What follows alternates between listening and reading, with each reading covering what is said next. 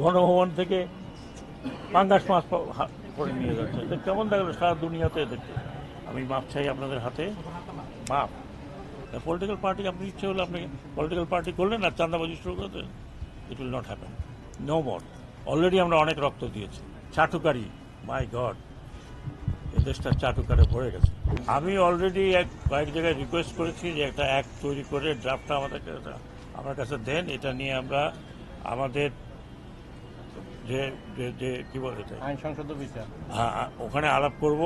আলাপ করে I will insist, কারণ আমার এক্সপিরিয়েন্স আছে এই ব্যাপারে। আই উইল ইনসিস্ট যে এটা করেন। আপনি পলিটিক্যাল পার্টি করবেন বাংলাদেশে, আপনাকে রেজিস্টার করতে হবে। আপনি পলিটিক্যাল পার্টি করবেন, ওইর মধ্যে যা আছে, আপনি স্টক মার্কেটে যখন যান তখন রেজিস্ট্রেশন করেন না, আপনি কোম্পানি যখন খোলেন তখন রেজিস্ট্রেশন করেন না। পলিটিক্যাল পার্টি আপনি ইচ্ছে হলে আপনি পলিটিক্যাল পার্টি করলেন আর চাঁদাবাজি শুরু করতেন, it will not happen, no more. Already আমরা অনেক রক্ত দিয়েছি।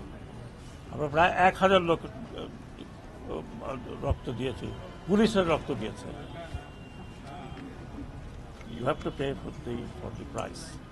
আর চাটুকারি, মাই গড, এই দেশটা চাটুকারে ভরে গেছে। আমি একটু আগে বলে আসছিলাম, মিডিয়া পর্যন্ত চাটুকারি দেখছি। ওটা রিপিট করতে চাই না। যে কোনো ডিস্ট্রাকশন ইজ ব্যাড, যে সেটা যাই হোক, এগুলো রাষ্ট্রীয় সম্পদ, এগুলো কোনো ব্যক্তিগত সম্পদ না, এটা রাষ্ট্রীয় সম্পদ। এটা এটা এটা আমি নিন্দা করি যারা করেছে। আমি আশা করব আমাদের স্টুডেন্টরা যারা আছে এখনও রাস্তায়, they will not allow to do it. এটা এটা এটা কারো ব্যক্তিগত সম্পদ না, এটা রাষ্ট্রীয় সম্পদ। বহু টাকা খরচ হয়েছে এর পিছনে। আমি এইটাকে কন্ডেম করি, ইটস নট কারেক্ট। এবং এবং আমরা করতে পারলাম না, বিকজ ইট ওয়াজ একটা সারা বিশ্বে যখন গণ অভ্যুত্থান হয়, গণ অভ্যুত্থান কোনো সীমাবদ্ধতা, কোনো ডিসিপ্লিনের মধ্যে হয় না। এটা শুধু বাংলাদেশে না, আপনারা কিছুদিন আগে একটা দেশে দেখেছেন, আপনার মিডল ইস্টে আরব বসন্ত দেখেছেন, আমরা কি বলে রাশিয়ান কতগুলো কান্ট্রির ভিতরে দেখেছি, আমরা রাশিয়াতে দেখেছি।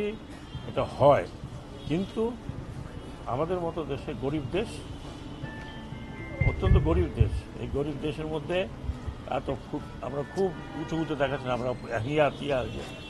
এখন আপনি দেখেন যে 2টা মেট্রো রেল স্টেশন ভাঙা হয়েছে, এখন মেট্রো রেল চলছে না। এগুলো আমাদের সম্পত্তি, এগুলো কেউ পকেটে করে নিয়ে যেতে পারবে না।